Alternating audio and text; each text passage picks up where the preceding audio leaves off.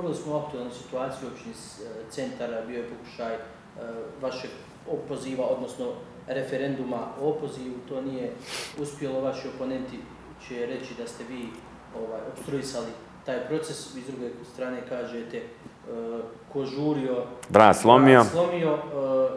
Kakva je sad situacija, manje više je jasno ovo šta se je dešavalo, koliko će to sad utjecati na ove odnose u vijeću i funkcionalnost općine? Tu će sad na test doći količina razuma koji svi od nas imamo, obzirom na period koji je iza nas. Vrlo kratko, dakle, što se tiče same procedure opoziva, tu je isto zakon, federalni zakon u pitanju, to je zakon o imenovanju i razrješenju javnih dužnosnika u Federaciji BiH, koji je proceduru opoziva vrlo pojednostavio, odnosno nedovoljno obradio, vjerovatno ne očekujući da će to biti, jer mislim 2004. taj zakon izmijenjen da se načelnici biraju neposredno, do tada su se birali iz redova vijećnika, odnosno vijeći izabirali kao i više nivoje vlasti. Tako da potom je uopšte ono što je meni sporno u cijeloj toj priči, nesporno je dakle da vijećnici imaju demokratsko pravo da pokrenu proceduru, to je okej. Međutim, sporno mi je da CIK kao Centralna izborna komisija nema nikakvu nadležnost nad tim procesom, ni opštinska izborna komisija koja svaki mjesec prima naknade isto tako nije nadležna, nego je nadležna neka takozvana ad hoc komisija koju formira većina koja zapravo želi opoziv. I samim time je upitna i transparentnost. U našem slučaju je ogroman znak pitanja na stručnost i kompetentnost te komisije, obzirom da su oni prvi datum bili zakazali za 17. septembar, a konstituirali su tu komisiju i ona je prvu sjednicu održala svega 3 sedmice ranije. Dakle, to je bila nemoguća misija, da smo se svi, što kažu, digli na noge, ne bi stigli. Tu su napravili prvi kiks i zato su u žurbi. Drugi problem je što su naredni datum, kada su vidjeli da je 17. septembar neizvodljiv, stavili 22. oktobar, znači opet nekih mjesec i 10 dana ostavili roka u kojem komisija koju su formirali, koja po uputstvu treba da vrši provođenje cijele procedure, očekivala da će to za nju raditi druge službe. Mislim, teško je očekivati neki entuzijazam i posvećenost načelnika. Ja sam im to čak na jednom sastanku rekao, ne očekujete valjda da ja sam sebe smijenim. Ja ću ispunjavati obaveze koje me vi naložite, ali da ja ili moje službe radimo vaš posao za koji nismo plaćeni, a vi jeste, to nemojte očekivati. Tu čak ima i neki da smo radili, kršili bi određene odredbe te odluke, odnosno uputstva za opoziv. Dakle, to je jedan segment. Drugi segment važan je što su odluke koje je donosila ta komisija nesprovodive bile. Dakle, oni su od mene tražili da u procesu javne nabavke radim to takozvane cijepanje nabavki, što je prekršaj, to je možda ne krivično djelo, ali postoje sankcije novčane za onoga ako to potegne. Pa smo ih na to upozorili, pa su onda oni promijenili odluku. 3 puta su mijenjali izgled glasačkog listića, što isto tako sumnjivo, htijući da ga pojeftine, da bi se moglo ići na taj takozvani direktni sporazum kojeg sama Agencija za javne nabavke označava kao najnetransparentniji način, jer tu nema javnih poziva, skupljate vi 3 ponude po nahođenju vlastitom i birate najpovoljnijeg bez prava žalbe. Da sam to uradio, opet bi bio problem što si izabrao ovoga, što nisi onoga. Mi smo se odlučili, službe su sugerisale, ja prihvatio da idemo na taj tako razvani konkurentski zahtjev koji traje vrlo kratko, 10-ak dana, uz mogućnost, naravno, tih žalbi, oni to smatraju opstrukcijom. Ja kažem, ako je opstrukcija insistiranje da se radi po zakonu, onda jesam opstruisao. Svugdje, evo, mi smo svjedoci, svake 2 godine imamo izbore.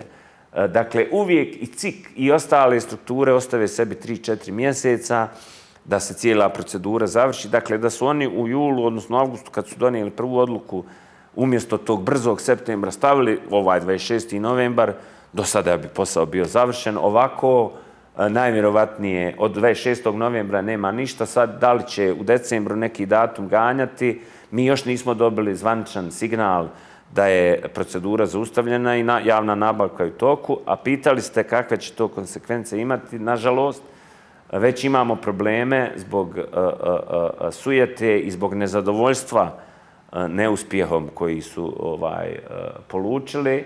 Vijećnici stranke Narod i pravda Centar sa svojim koalicijnim partnerima su oborili dnevni red kada smo željeli razgovarati o nacrtu budžeta. A nacrt je upravo, mu riječ kaže, nacrt koji može do konačnog prijedloga biti u potpunosti izmijenjen. Ali to je po zakonu... Sve ide sad na privremeno finansiranje. Pa ako ne usvojimo budžet do kraja godine, onda ćemo sasvim nepotrebno ići u privremeno finansiranje. Šta to značilo za centar? Pa to za centar znači da će se isplaćivati plaće, paušali.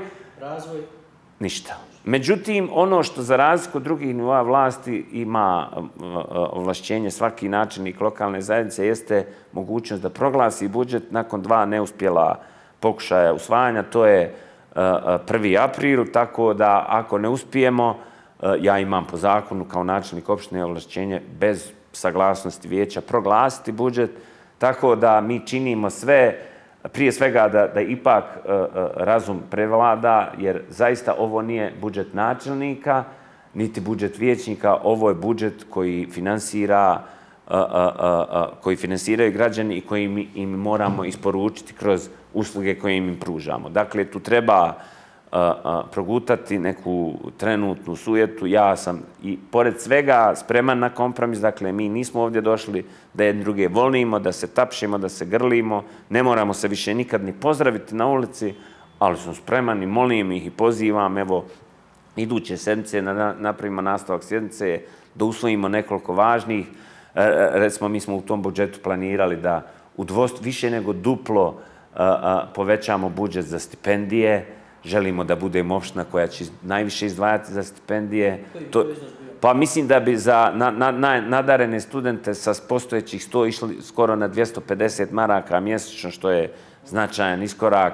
Mi imamo cijeli niz programa, mi smo zaista opština koja puno ulaže uz mlade i kroz neposredne stipendije i kroz finansiranje odlazaka na sportska takmičenja, tu takozvanu mobilnost mladih. Jako puno ulažemo novca u infrastrukturu osnovnih i srednjih škola, vrtića, tako da sve to bi bilo zaustavljeno, odnosno prolongirano na 3 mjeseca, a recimo po odluci o privremenom finansiranju vijećnici i dalje primaju paušale i zaposleni plate, što je zaista nepravedno. Tako da nadam se da će razum prevladati, da ćemo se okupiti bar oko budžeta, ostale odluke manje više nisu ni važne.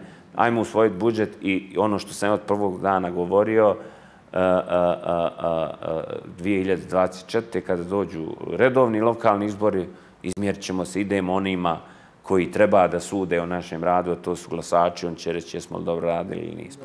Evo, kad smo već kod ovih stvari, je prilika vama da ono što čujemo u javnom prostoru od onoga što su prema vama upućivali kao kritike, jedna je bila ta za neizvršenje budžeta, nedovoljno izvršenje budžeta, za sumnjiva zapošljavanja. Sad zadnjih dana dolaze na redakcijske mailove i nama između ostalog saopštenja da je FUP izuzimao neku dokumentaciju vezano za web stranice, pa za zapošljavanje određenih savjetnika.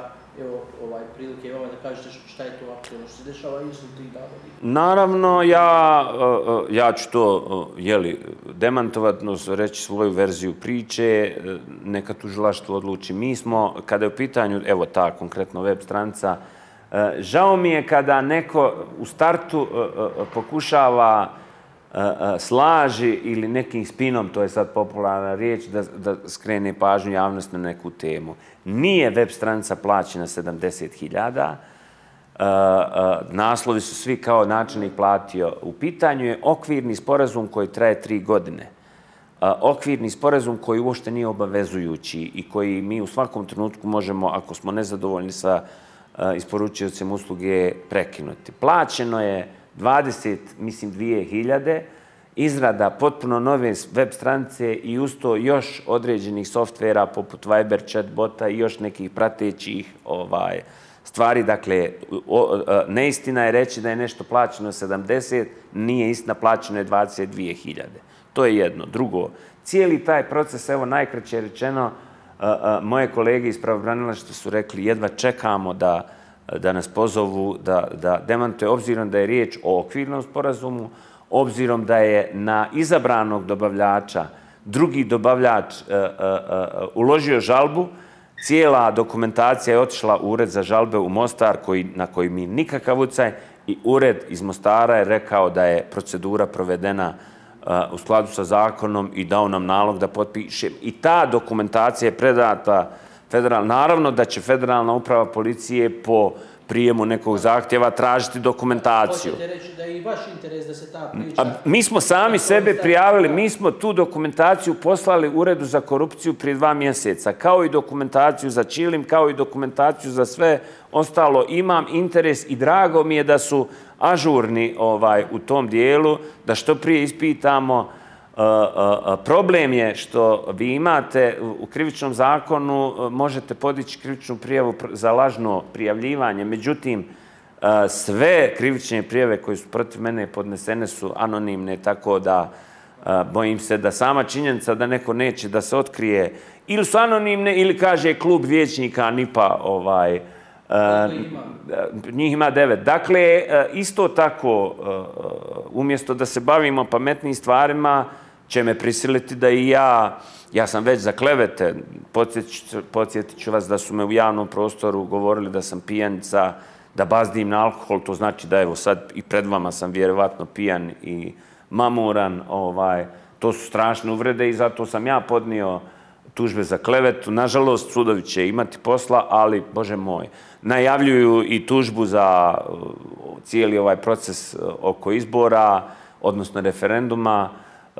Mi smo ukazivali isto tako na nedostatke u njihovom radu, tako da, ali ono što je meni najvažnije, da ova 4 mjeseca ove agonije kroz koju ja i moji saradnici prolazimo se nije odrazio na svakodnevni život građana. Dakle, nikad se više nije radilo opštini Centar. Pa su i to nekako traljavi rekli, evo, kad smo pokrenuli opoziv, ti počeo raditi. Naravno da ne možete za 7 dana potpisati sve ugovore, to je posljedica višemjesečnih aktivnosti koji su prethodile, planova, javnih poziva i tako dalje. Poklopilo se za mene dobro, za njih loše, da je opoziv došao u trenutku kad smo mi krenuli sa ogromnom količinom javnih radova, tako da su i tu loš tajming izabrali. Tako da meni je najbitnije da građani ne trpe i evo ovo malo prije što smo pričali oko budžeta, važno je da imamo budžet, a ovo će sudovi raditi svoj posao, ja nemam nikakav problem, šta više, molim ih. Što niste dali te, mislim da su bili neki ugovori, je li za Sarajevski Čilin? Samo da znate jednu stvar, gospodin Adamović je tražio i po zakonu o pristupu informacija 2 puta dobio termin da dođe i da ostvari uvid u kompletnu dokumentaciju. To su vam materijali od stotina, da ne kažem hiljada stranica. Prvo, mi nismo u obavezi da svakom vijećniku dostavljamo te materijale. Drugo, to su ogromni troškovi kopiranja za nešto što će možda 1 ili 2 da čita. Dakle, on kada je zatražio pristup, on je dobio, jer smo to po zakonu dužni termin, međutim, vjerovatno mu je bilo mrsko da dođe, jer to su ogromne hrpe papira, pri čemu čak imate, evo te detalje, do 10 papira, opština vam omogućava besplatno da kopirate, sve iznad 10 morate kopirati sami, pa mu je možda bilo skupo. Ne, nego je tražio da mu to opština kopira. To nismo dužni i u tom smislu nismo to uradili, ali svaki ima pravo, zato postoji, ništa ja ne mogu samovoljno raditi, zato ima zakon. Bilo ko, evo, zakon o pristupu informacijama omogućava i vama sutra da date zahtjev i ja sam vam dužan obezbijeti svu dokumentaciju.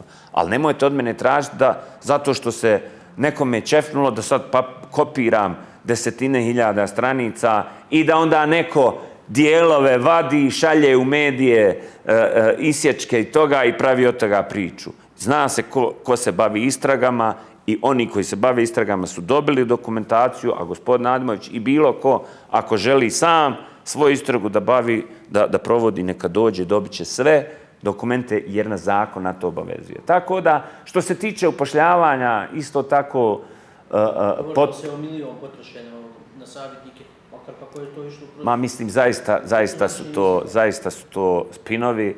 Dakle, mi smo dali vijeću izvještaj, mislim, mislim, sad neću, nemojte me držati za riječ, na proljeće ili čak krajem prošle godine, u tom trenutku mi smo imali manje zaposlenih u odnosu na period kad smo ušli u opštinu. Mislim, za nekih 10% čak.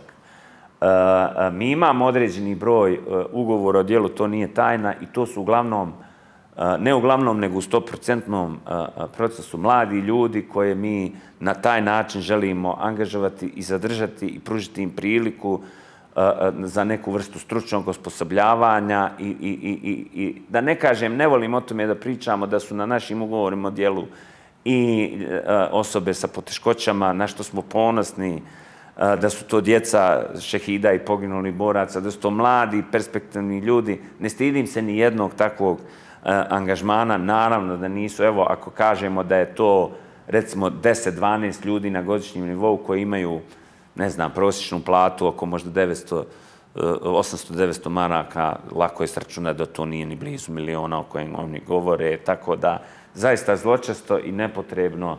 Dakle, i tu smo potpuno transparentni. Nama su zbog njihovih silnih prijava, upravne inspekcije, stalno su, finansijska revizija je bila nedavno i dala nam pozitivno mišljenje sa rezervama, sa određenim, što je potpuno normalno, malo koja institucija ima apsolutno pozitivno mišljenje.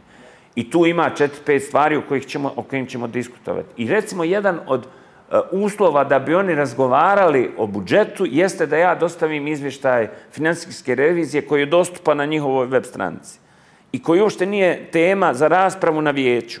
Ali nije problem. Ali dajte da pričamo o svim aspektima. Oni su izabrali ono što njima odgovara, a recimo, finansijska revizija je meni dala primjedbu zašto izdvajamo duplo više iz budžeta za finansiranje rada političkih partija. I tu ćemo preporuku prihvatiti i ja ću tražiti da to izmijene, neće im se svidjeti, jer je to sad u izbornoj godini, znači da ćemo morati prepoloviti budžet za političke stranke. Vijeće će morati sad, jer su od mene tražili, kad sam htio tu da odluku korigujem, traženo je da se o tome ne glasa, nego onako ispod tiha, pusti to, nemoj da talasamo tu. Eto, recimo, to je, a oni meni govore, ne znam, a ako ćemo... Pa ne znam, ali ćemo, ja sam čudan i po tome nisam tipičan. Ja o svemu volim da pričam u sali, a ne na sastancima. Ja nisam, možda je to moja greška, ali po tome nisam tipičan. Ja nisam neko ko želi da radi na svoju ruku. Ja sam svjestan koji koalicioni kapacitet stoji iza mene, odnosno staje u momentu izbora. Ali nemojte od mene tražiti da se dogovaramo nešto o čemu ne možemo razgovarati i na vijeću. Ok, pripremiti sjednicu da ide glatko, da nema diskusija, ali o nekim teškim temama želim da pričamo na vijeću, a ne da budu predmet pregovora. U tom smislu sam na početku negdje rekao da sam napravio određeni broj grešaka na koje se uopšte ne ponosim, zbog kojih se kajem, pokušavajući da igram tu vrstu politike. Na sreću, na vrijeme sam to prestao i zato sam došao u situaciju da im ne odgovara. I evo, za kraj, upravo ste spomenuli da ste svjesni koji koalicijni kapacitet ste imali u momentu kad ste kandidovani i za vas stao čitav niz stranaka, uglavnom stranke trojke. Da. Je li trojka koja i danas funkcioniše na različitim nivoima, ali na nekim nivoima i ne funkcioniše, vi imate namjeru sa vašim rezultatima i onim što ste uradili, izaći pred građane, rekli ste na izbore iduće godine. Sad, koji je to koalicijni, odnosno na čiju podršku računate? Čak je bilo u medijima, interesantno bilo i da u našoj stranci je bilo malo neke razmjene teških riječi, pa između vas, gospodina Forte, po pitanju smjena... Smjene, gospođe Brčić, jeste. Jeste, u upravnom odboru. Prvo, je li naša stranka uz vas i da li će biti u oktobru iduće godine? Ako pročitamo zadnje saopštenje koje je izdala naša stranka povodom najnovijih dešavanja, jasno se vidi da jeste. Dakle, tamo je, parafrazirat ću ili pokušati citirati, da je načelnik Mandić primjer kako se uspješno upravlja jednom lokalnom zajednicom. Dakle, samo to dovoljno govori u prilog činjenici da smo se negdje razumjeli mi međusobno. O našoj stranci bi ja mogao govoriti dugo i nadugo i naširoko. Mi smo stranka koja još uvijek preboljeva, ja bih rekao, te neke početne dječje bolesti biticanja u vlasti. Mi smo relativno kratko, evo, 4. godinu smo u vlasti i još uvijek negdje pojedinci, pogotovo ovi koji su u klupama, a nisu u izvršnoj vlasti, ne razumiju da kad uđeš u izvršnu vlast zapravo preuzimaš i sve one dobre stvari, ali snosiš odgovornost za neke greške koje napraviš. I često se neki žele izmaći od nekih ružnih stvari, a prigrliti ono što je dobro. A u cijeli razgovor pričamo da neke stvari i nisu do nas zbog objektivne okolnosti, vi ste u prilici da pravite neke krive poteze ili zbog pokušaja nekih političkih dogovora. Vi znate da smo mi u koaliciji koja nije ideološka, već je programska i da tu svakodnevno imamo izazove i moram reći, bez obzira na sve probleme, da je priča trojke, ja sam siguran najuspješniji politički projekat od Daytona na ovamo, da nijedna koalicija nije tako uspješna bila, bez obzira što su ove SDA, SDS i HDZ dugovječnije.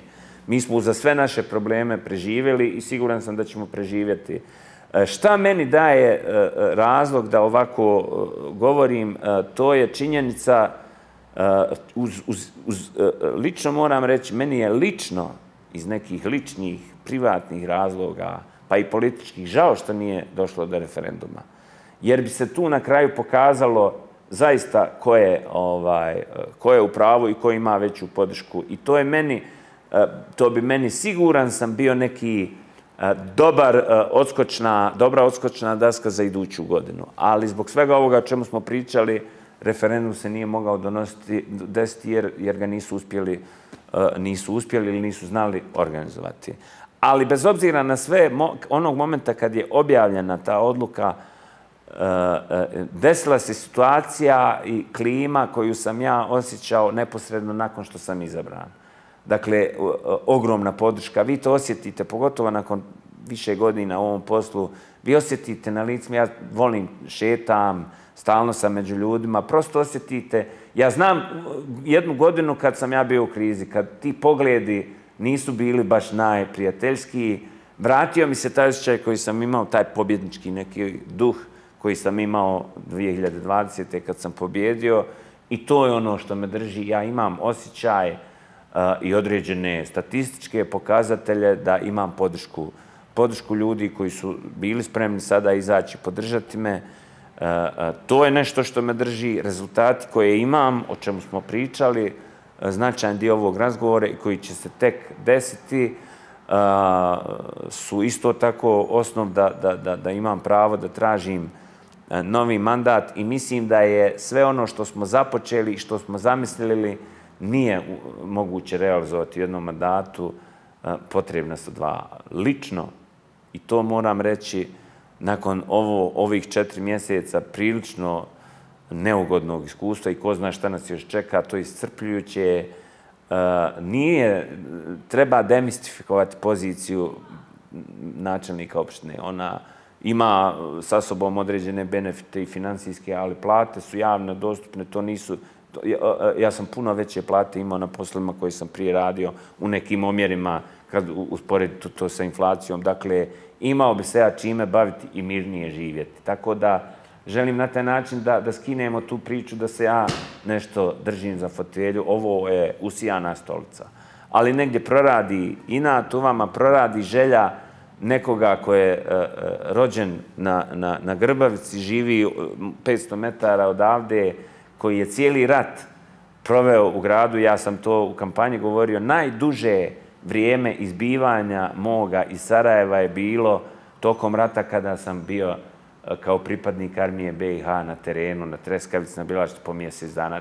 Dakle, nikad duže od mjesec dana nisam bio privatno van Sarajeva. Dakle, 51 godinu ja živim u ovom gradu i zadnjih 20 godina sam isfrustriran zbog zastoja, zbog svega ovo, i to je moj motiv da uđem u politiku i da pokušam nešto promijeniti. I kad osjetite da možete uza sve probleme neki trg uljepšati, neku ulicu za narednih dvije generacije urediti da nemaju problema, da možete skinuti probleme vode, struje, snadbijevanja. Vi imate područja još koji nemaju vodu, mi ćemo upravo u narednih 15 dana na Kromolj završiti vodu. Prvi put će ti ljudi imati vodu, što je nezamislivo za 21. vijek, ali eto, to je naša početna. Dakle, to su neke stvari, kad zažmirim, želim da vidim Sarajevo, odnosno moju opštinu kao mjesto gdje hodaju nasmijani ljudi, gdje naša djeca imaju parkove kakve imaju njihovi vršnjaci u Evropi. To bar možemo uraditi. Tu nam ne smeta ni Dodik, ni Čović, ni bilo ko. Dajte, zato sam vezan za lokalnu zajednicu. Tu je možda tu i ovaj, ajde, rekli ste uspjehu koalicije trojke, tu je možda i najveća ta zamjetka upravo zbog kantona Sarajevo Trojice, što vi znate s čime se susrećete, drugi načelnici trojke, ministri koji su tamo, znaju s kojim problemima se susreću, je li moguće da se ti zakoni loše prakse, da se mijenjaju, da to sve ide brže. To je... Kreva, vi ste vlast, skupštinsku... Potpuno ste u pravu. Ja ne bježim od tog dijela odgovornosti, zaista. Ali vidite jednu stvar. Ja sam dugo vremena čutao štiteći koaliciju na svoju štetu. Dakle, sve ove probleme koje smo imali sa funkcionisanjem na nivou od Zavoda za izgradnju, rada, parka, vika, nekih drugih preduzeća, odnosno javnih ustanova. Ajde, zbog mira u kući čuti, a onda dođete u situaciju da Panjina Kula nema vodu i naravno da ljudi dođu kod vas. I onda šta da ja sad radim? A u istovremeno me ovi opozivaju, naravno da ću progovoriti, vrisnuti i reći stan, sad stop. Dajte da svako preuzme svoj dio odgovornosti u skladu sa nadležnostima i ovlašćenjima koje ima. Ja ne bježim od svoje. Ali ako je zadatak lokalne zajednice da finansira i mi taj zadatak ispoštujemo, a zadatak nekog komunalnog preduzeća da izradi projekat i preuzme izgradnju toga, samo da vidimo ko je svoj dio posao. Mi smo dali novac za taj vodovod. Onaj koji je trebao da ga uradi, nije ga uradio. Više me ne interesuje da li je direktor iz NIP-a, naše stranke ili bilo koje druge. Ti si, druže, neko ko nije omogućio da ja realizujem svoj posao i žao mi je. Ja ću ti otvoreno, javno reći da ne radiš dobro svoj posao. Pa mislim da bi to bila neka praksa koja bi bila sasvim normalna. To moramo uvesti u naš svakodnevni, jedni druge gledati. I to je nas krasilo na početku. I to je razlog što sam se ja, pod navodnicima, zaljubio u priču tadašnje šestorke. Mi smo na vladi, to je bila jedna grupa 13 entuzijasta, ljudi koji otvoreno smo znali jednim drugima reći ne iznositi vani, a onda smo se razumjeli i rekli koliko puta bi ja došao i vrisno imam problem u komunali i onda ne znam ministar financija, ministrica pravde, Brčić, premijer. Sad ćemo se baviti samo time. Meni se jedan dan pojavi iz parka, kaže imamo 9 miliona duga poreskog, hoće da nas blokiraju, zaustavit će nam rad. Ja iznesem taj problem na vladu i vlada se bavi samo isključivo time da riješimo taj problem. Pa kad smo imali čuvene subvencije za plin, mi smo prva vlada, ja sam prvi ministar koji je to uveo, kada je federalna vlada podigla neopravdano visoko cijene plina prije 3-4 godine, došao sam na vladu i rekao, ljudi, ajmo razmišljati da subvencioniramo i da zaštitimo naše, to su bili u tom trenutku između 8 i 10 miliona para koje nismo planirali, koje su bili možda planirane za neke kapitalne projekte, onda smo zajednički rekli idemo i tako smo pomagali jedni druge. To je timski rad. I to je rad onog momenta kada počnete gledati samo usko svoje zone odgovornosti, počinje pucanje. Razgovarao sam sa direktorima raznih institucija, zavoda, agencija, koje kad pitamo onako, pa šta je problem, zašto nešto stoji, pa kaže više instance. Ali kad pitam koje su, oni šute, znaju vrlo dobro, ministarstvo to i to, ministar taj, služba ova i ova. Mislim da bi bilo korisno svima da detektuju problem gdje nešto stoji, da bismo čak uz pomoć javnosti te probleme prevazišli. To je, evo, dobro smo nadošli na to, to je jedan od najvećih prioriteta, bar u zoni odgovornosti, što bi rekli vojnim terminom, koju mi apsolutno kontrolišemo, to je, evo, kanton Sarajevo. Moja je nekako ambicija bila i danas je ne odustajemo od nje. Ako već ne možemo politički da pobjedimo te naše oponente ili sad, eto, uslovno rečeno koalicijone partnere, Ajdemo ekonomski ili na drugi način pokazati da smo bolji. Ajmo jednu utakmicu krenuti ko je bolji u dobrim stvarima. Niko nije branio ni prethodnoj vlasti, a i nama, da Sarajevo zaista liči na metropolu. Ono što se dešava u određenim segmentima, posebno u segmentu prevoza, kolega Šteta je napravio određene značajne iskorake. To su stvari da ovi, ne znam, iz Lukavice ili dole iz drugih krajeva kad dođu u Sarajevo, vidi čovječe, ovi ljudi ovdje žive bolje nego iko, hoću ja da živim tako. I onda dođe svom tamo gradonačelniku i kaže kako oni u Sarajevu imaju, ne znam, to, hoćemo i mi ovo, niko nam to ne brani. Hajmo locirati i tu ne treba ni pamet, a ono što je ključno, do nas je. Tu vam ne može ni Dodik, ni Čović, ni Šmit, ni niko praviti probleme i nemoj da se lažemo. Znači, ako neke gore, znam da je popularno ako se neki pomak napravi u ustavnoj reformi, politički naravno, ali to ide sporo. Dajte, možda ja gledam, možda malo sam sebičan, gledam iz pozicije lokalnog političara, ali vam govorim iz iskustva, ovo je život. Na nivou kantona je život. Već visočije gore je u značajnoj mjeri politika, a manje je život. Ako vam neki tamo na vladi federacije, ministar HDZ-a može izblokirati neku odluku ili meni onemogućiti provođenje neke odluke, to je već politika, a nije pragma. Ali u kantonu gdje su naši ministri, gdje je naša vlast, daj bar tu, gubimo tu vrijeme često zbog nekih politika, zbog nekih loših kadrovskih rješenja, zbog nekih interesa. Evo dajte da više te vjetrokoridore riješimo, neka struka kaže. Neka nam neko konačno objasni, nemoj da ja o tome odlučim. Ja ne želim da o tome odlučim. Pa da poslije neko bude, znaš kad je Mandić dao dozvolu da se gradi ili ne gradi. Nažalost, vi opet imate situaciju da se studiju može naručiti svako, pa će vam doći jedna studija, ali opet postoji nezavisni neki... Postoje... Ovo je stvar toga da samo Skupština taj zaključak treba staviti van snage i svi čekaju već 2 godine da se to desi. Tako je. A vrijeme je neumitno prolazi. Ja sam već u drugom poluvremenu dobrano i sad postaje svjestan protoka vremena, a čovjek nešto hoće za života ili za mandata da uradi.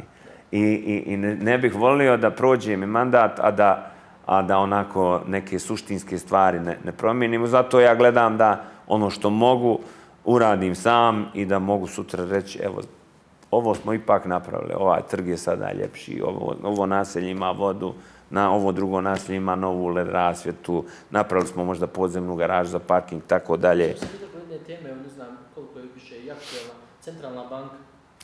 Pa, priča je prilično jasna, to je ispolitizovana priča potpuno i to je čak ogranak NIP-a ovdje u opštinskom vijeću preuzeo kao svoje neko sredstvo za obračun sa mnom. Dakle, tu je situacija potpuno jasna.